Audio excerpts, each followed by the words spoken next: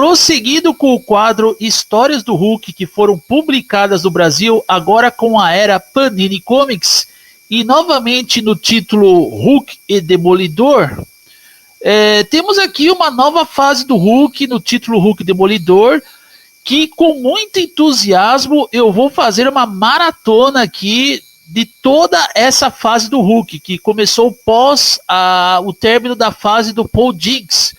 Se eu já considerava o Paul Diniz um escritor magnífico no Hulk, esse cara que passou a escrever o Hulk sequenciando o que o Paul Diniz havia estabelecido, para mim ainda tornou o título do Hulk, que é Incredible Hulk Volume 2, melhor do que ele já era.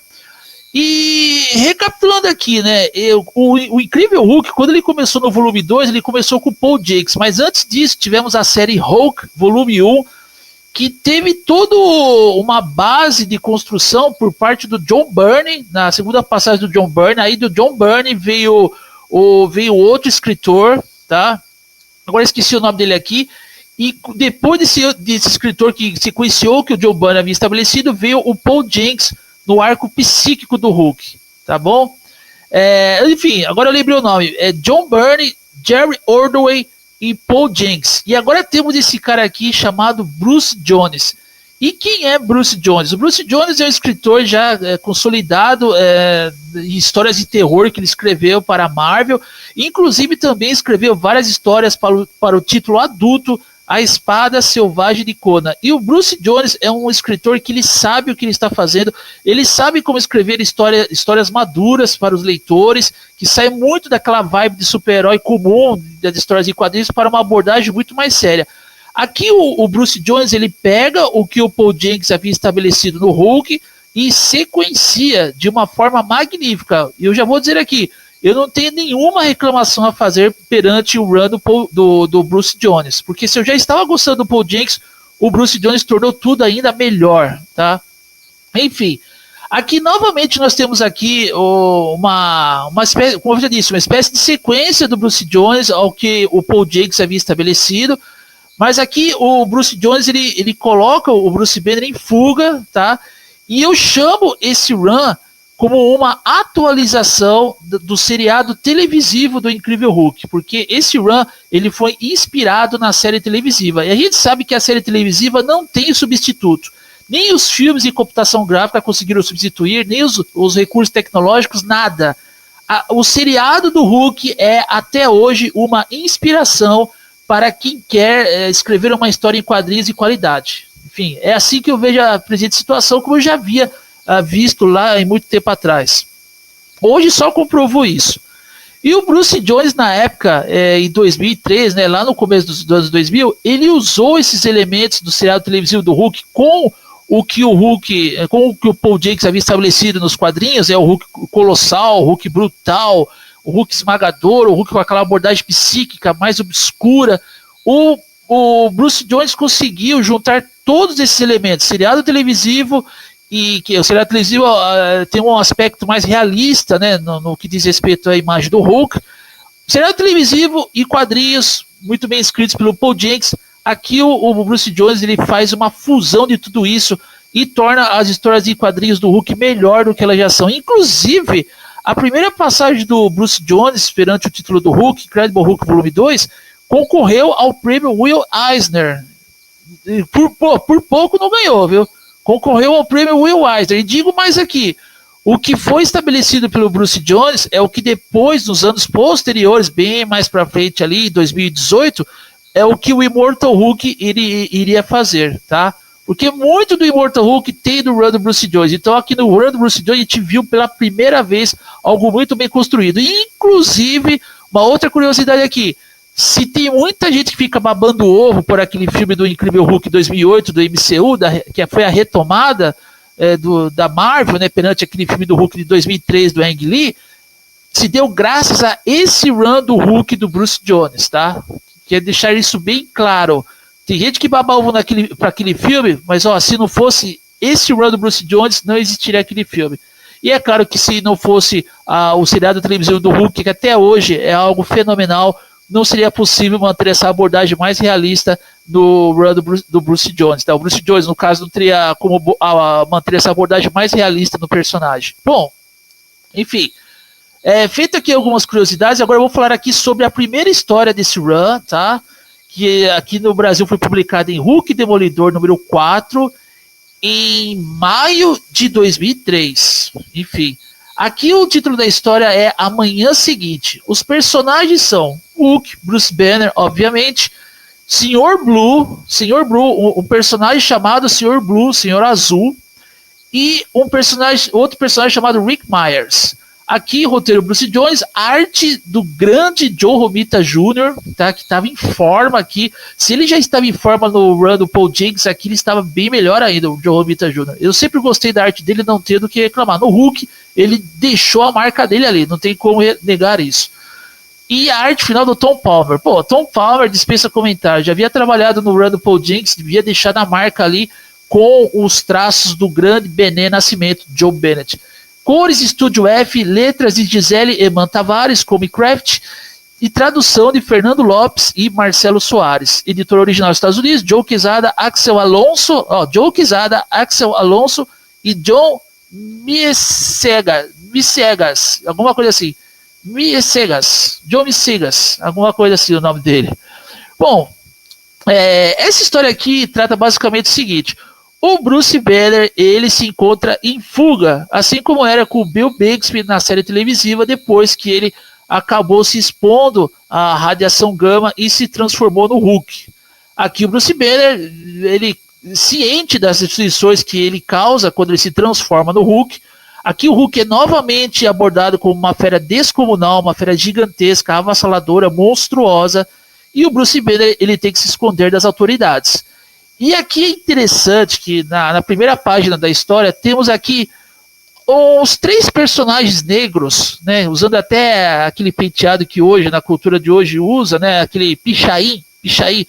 Três personagens negros ali que estão num bairro meio barra pesada, e o Bruce Banner, ele está ali tentando se acomodar em um hotel ali, né, desse bairro aí, um hotel meio podre ali, que ele está tentando, enfim. Aí esses 3 personagens negros, que o pichain ali, que é aquele visual, eles começam a tirar o sarro do Bruce Banner, dando a entender que o Bruce Banner é gay pela calça que o Bruce Banner está usando. Os caras veem a calça do Bruce Banner e falam assim: cara, calça de boiola. Ou seja, 3 personagens negros estão tirando uma com um personagem branco.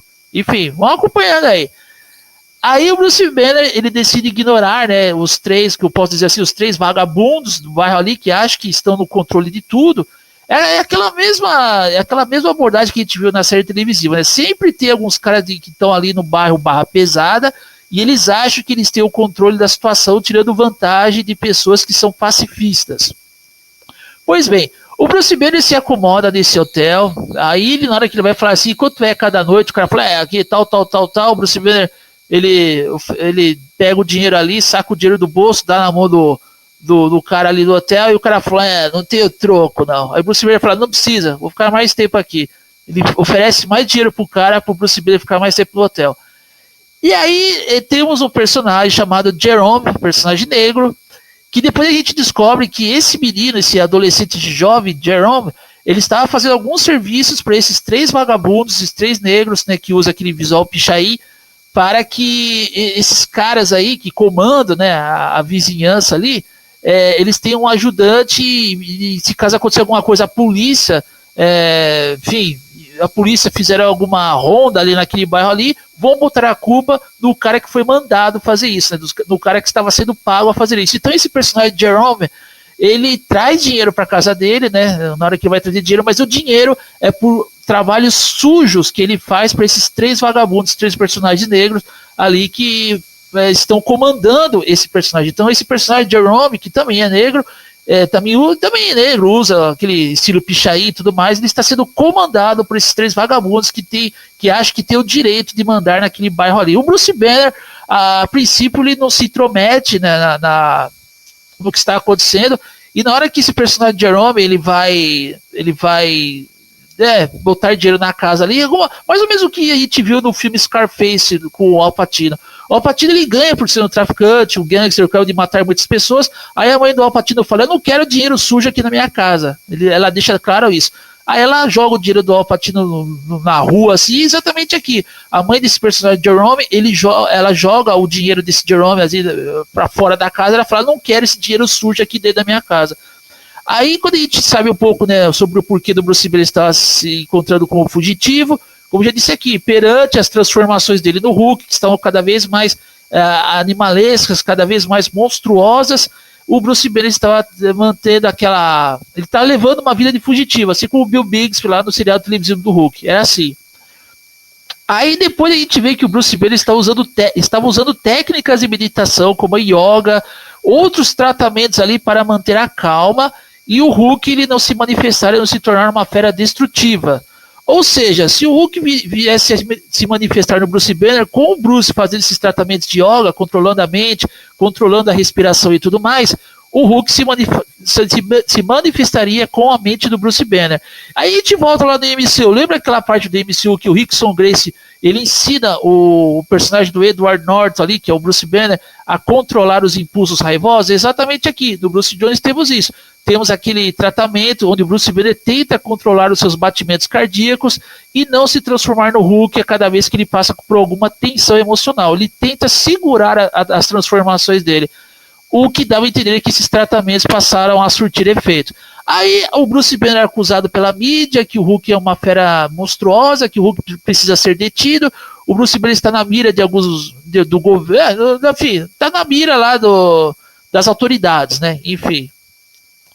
Aí, o mais interessante dessa primeira história aqui, essa primeira história, o Bruce Jones já arrebentou, ele já mostrou que veio o Bruce Jones, dessa primeira história aqui. Temos um grande trabalho de Romita Jr., só que o Bruce Jones, ele não mostra o Hulk de imediato, assim como era na série televisiva. Na série televisiva, o Hulk aparecia 2 vezes a cada episódio. Aqui, nesse run, o Hulk, você não vê o Hulk, e isso aumenta muito o suspense, você não vê. A única vez que você vê o Hulk nessa edição é quando o Bruce Banner sente empatia por esse personagem de Jerome, por ele estar sendo explorado por esses 3 vagabundos, né, que tentam comandar o bairro ali.